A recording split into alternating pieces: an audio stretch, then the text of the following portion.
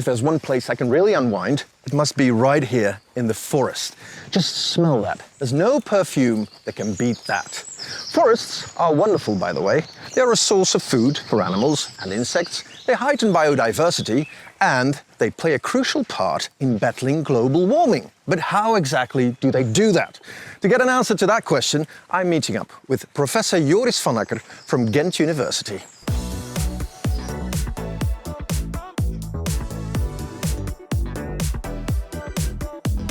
So, Professor, I've been told that trees and forests might be key in countering global warming. Am I correct? They definitely are a major part of it. And the story that trees, by evaporating water, they do cool down the local climate are for sure true.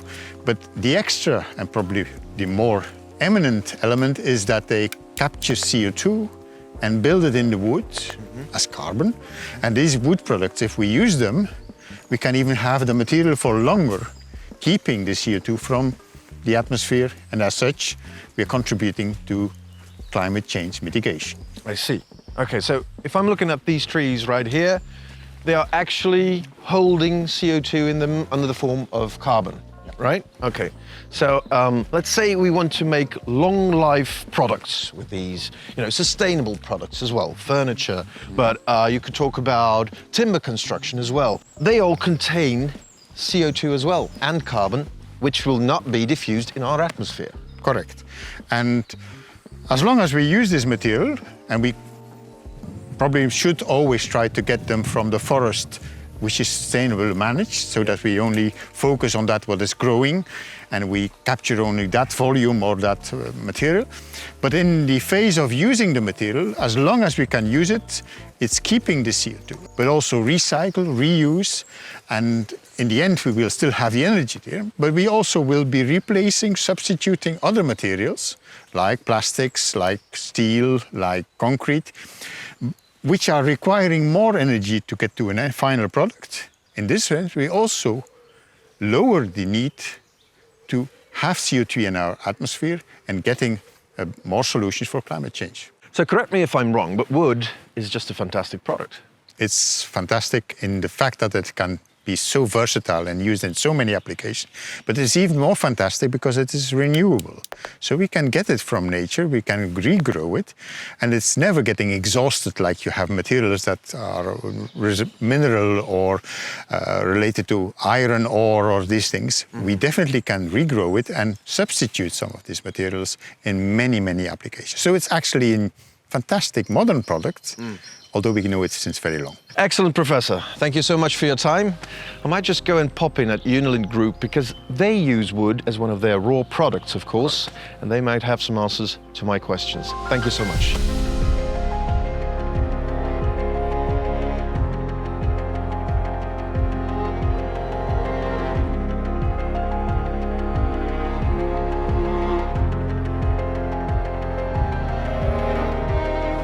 Alexander, now I know that wood is one of the main raw products you use right here at UNILIN Group, but then again, you as business manager wood, what can you tell me more about that? UNILIN Group is a worldwide reference in interior design and construction, and wood is the main raw material for our chipboards, MDF panels, decorative wall panels, quick-step laminate and parquet. Okay, I gotcha. Now, I've been looking around here.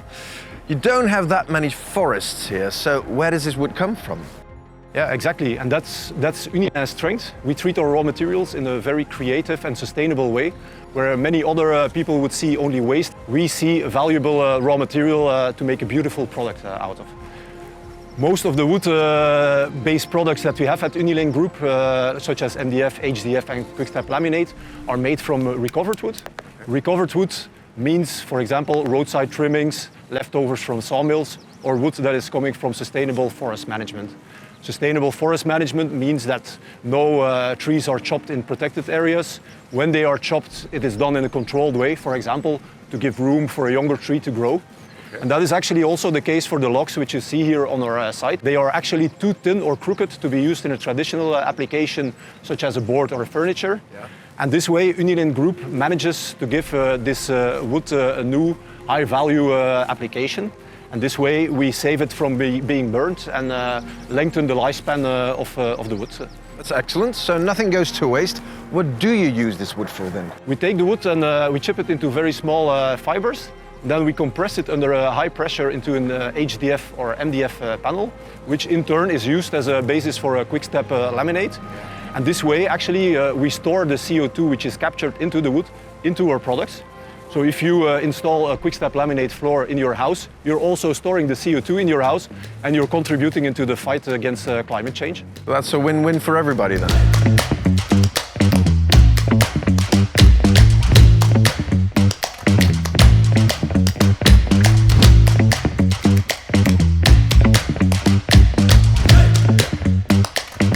Caroline, so I've been told that here at UNILIN Group you really put an emphasis on sustainability. How so?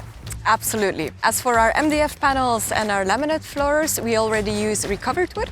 But for our chipboards, we even go one step further by using recycled waste wood as raw material. And that waste wood, that can be waste wood from an old cabinet that you dispose at the container yard, or it can be demolition waste, for example. And at UNILIN Group, our chipboards consist out of more than 90% of recycled wood. So you could say that it's thanks to our chipboards that the wood gets a second, a third, a fourth life. And that's our mission at UNILIN Group. We want to keep wood as long as possible into the chain. Okay, so this means that an old chipboard can be recycled into a brand new one then, am I correct? Yeah, absolutely. And that way we close the loop. It's a circular model. And that's good for the planet, of course, because that way we need less fresh raw materials. And by recycling the wood, we keep the CO2 into the wood and longer out of the air. So a sustainable approach, in other words. And with our recycling ratio of 90%, we're the leaders in our industry. You are the leaders. Then again, sounds very ambitious, doesn't it? Yeah, that's our nature. By 2030, we want to reduce our CO2 emissions with 42%, and we will be climate neutral by 2050. And the circular model is key in this regard. Okay. Other question, can you turn any waste wood into a brand new chipboard, for instance? That's a good question. No, this waste wood comes in different qualities, and when the waste wood is too damaged or contaminated, it can't be used as a raw material for our high-end products, of course. I see. But at UNILIN Panels, we have well-advanced cleaning processes to upgrade as much as waste wood as possible into raw materials for our products. And that's needed because we recycle almost 1 million tons a year. And we invested more than 40 million euros over the last years into this process. Okay, then how does this go? What's the process? It's a combination of techniques. We have magnets, wind sifters, we even use infrared light to do the sorting of the streams. Wow, that sounds very science fiction. We talked about chipboards. What about MDF? Maybe first the difference between a chipboard and an MDF. The difference is in the size of the wood fibers, whereas in an MDF board the fibers are much finer than they are in a chipboard. Until recently, actually, there was no solution to recycle MDF or laminate floors on an industrial scale. But recently we found the solution, a world breakthrough, based on our own research and development. A world premiere? Indeed. Okay, so what could you tell me about that one then? My colleague Laurent Meersman will be happy to tell you everything about it. Excellent, Caroline. Thank you so much.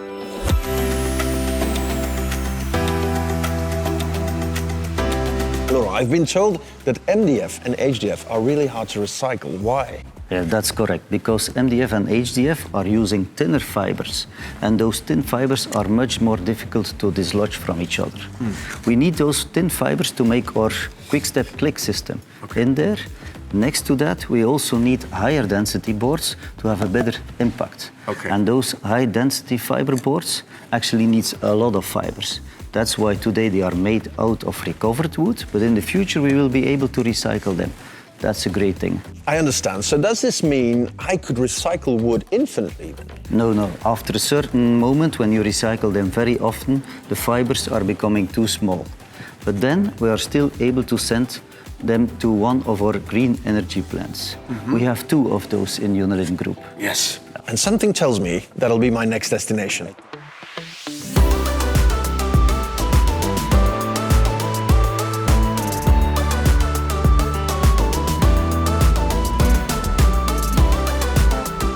Stephen, UNILIN Group recycles up to 1 million tons of wood every year.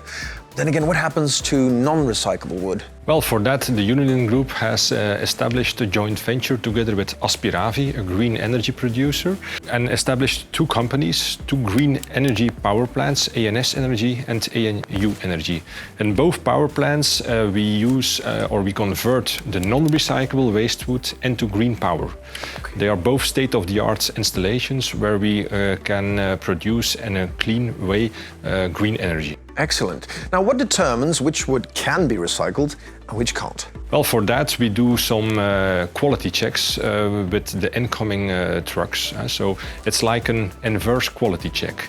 We have a look whether the wood is contaminated enough to be non-recyclable so that we can use it. Okay. When we get some deliveries where the trucks or the waste wood is not contaminated enough, then we refuse it and we shift it back to the UNILIN Group where they can make products out of it. Excellent. The wood that is no longer recyclable at UNILIN Group is converted into green energy by burning it. The CO2 released during this process is compensated because we only burn the wood after it has been recycled several times or after it had already had a product life. During that time, new trees have grown, which in turn capture CO2, and so the circle is complete. Wow, excellent. So you guys produce green energy. What type of energy? Well, it's green electricity and green heat. And both are delivered to the UNILIN Group facility next door. Okay, so what you're saying is that the UNILIN Group facility next door uses your energy, so you provide almost all energy to them. Yes, that's right, but we produce and we deliver more energy than what is only used by the UNILIN Group itself. So we also inject green electricity for around 40,000 families. Wow. And next to that, we also deliver green heat to a potato processing facility around 2.5 kilometers away from here, where they make French fries out of it. But I'd rather call it Belgian fries. Excellent. That's a heartwarming story. Thank you. Absolutely. For your positive energy.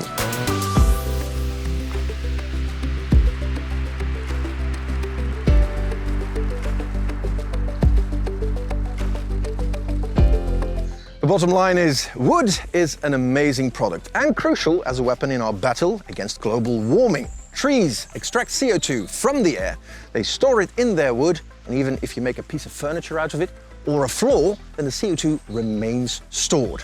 Come to think of it, trees might just be high-tech. They extract more CO2 out of the atmosphere than any machine humans can build. One thing remains certain, at UNILIN Group, they have a strong passion for wood and they make it their mission to keep wood in the chain as long as possible.